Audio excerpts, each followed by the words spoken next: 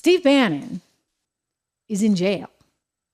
Steve Bannon had to go to jail because he was held in contempt because he refused to testify. Now, typically you do testify, but not everyone does. I mean, it's happened with Obama administration officials that have refused to testify, and then somehow they're off the hook. Nobody actually goes to jail.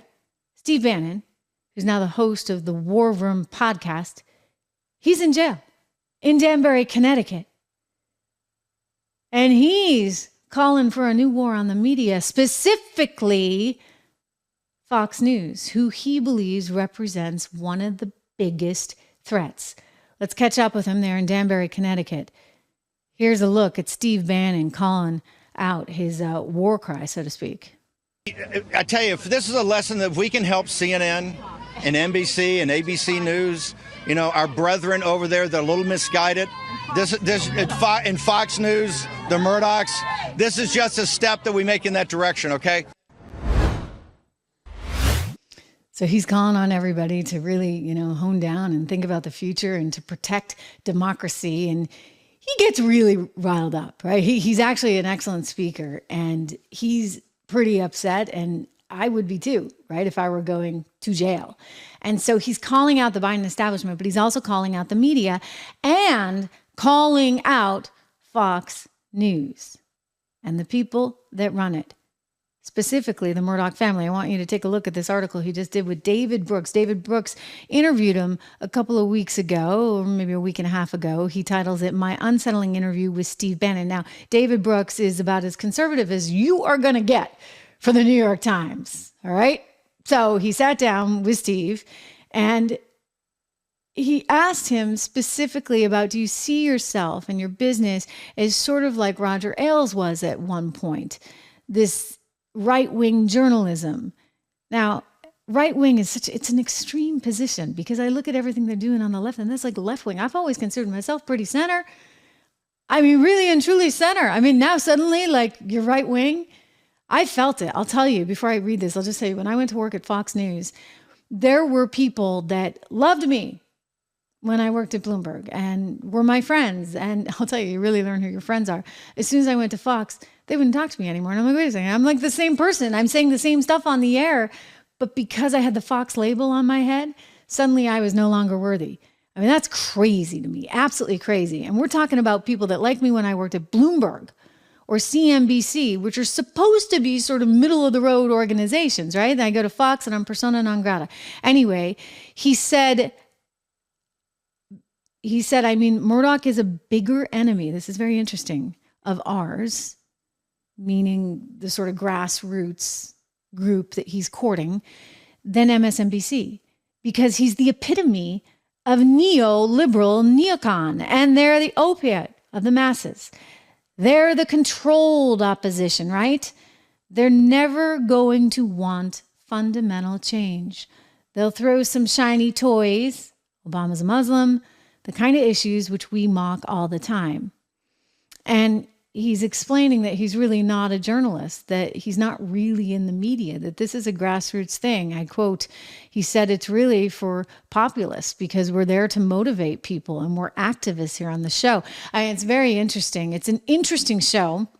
They do a lot of global coverage. I mean, you're going to hear about Meloni, you're going to hear about Le Pen. By the way, big deal going on in France right now because Le Pen is very well positioned. Macron, ladies and gentlemen, screwed up. You know what? He took a big gamble and he thought that he could quell and actually stifle the move of the conservatives on the right and Le Pen and her group, but they get similar problems to what we got going on. You know what? They got bad inflation over there in France.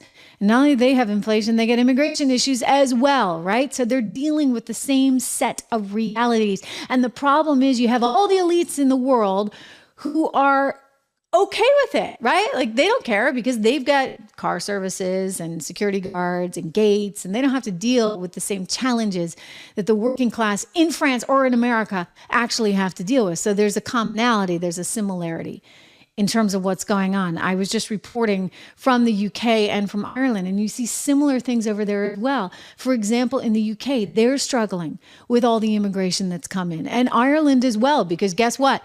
Great Britain sends them over into Northern Ireland. And then that's an open border. You don't have to, it's not like the old days over there.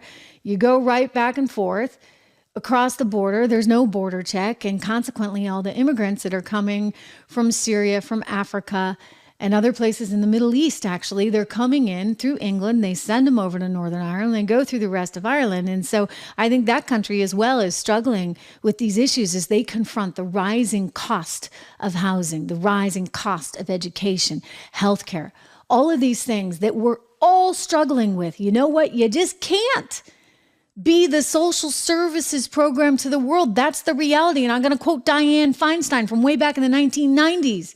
When she actually said, quote, "We cannot be the welfare system for Mexico." Dianne, you were right. We can't. We couldn't then be the welfare system, and we can't be the welfare system now. It's not working, and it will never work. We want to welcome people to this country. We absolutely do. I'm a big proponent of it. Heck, you know what? We're all products of that. We are all products of immigration. We wouldn't be here if people didn't immigrate to America. But we got to actually be strategic about this. We have to know who's here. We have to know that they got a clean record. I mean, there's ways to do this. And it's not to just open the floodgate and say, come one, come all, because we want to get your votes. By the way, Biden, you're not even going to get their votes. Good luck with that. Most Hispanics that come here, if they have a path to citizenship and they're able to achieve the position of voting in a U.S. election, they have no use for the illegalities that Biden is allowing, or the inflation, or the rampant crime, or anything else. So it's a different day in America. There's a lot of change going on, and there's change happening all through the world. And that's a good thing. A very good thing. If you want to be able to capture some of that change in your investment portfolio, remember, $1 a month at 76report.com or 76research.com, just $1 a month. That's going to get you the 76 report with the introductory offer. Take a look at the model portfolios too. I think the math works out. So it's something like $23 more a month and you get the 10 to 15 names. 76research.com. It is good to see all you guys. Wow. We got quite a show. Did we make it to it? We're over 3,000. Woohoo. We need like confetti and fireworks. That's what we need, fireworks, because we have a big 4th of July holiday coming up.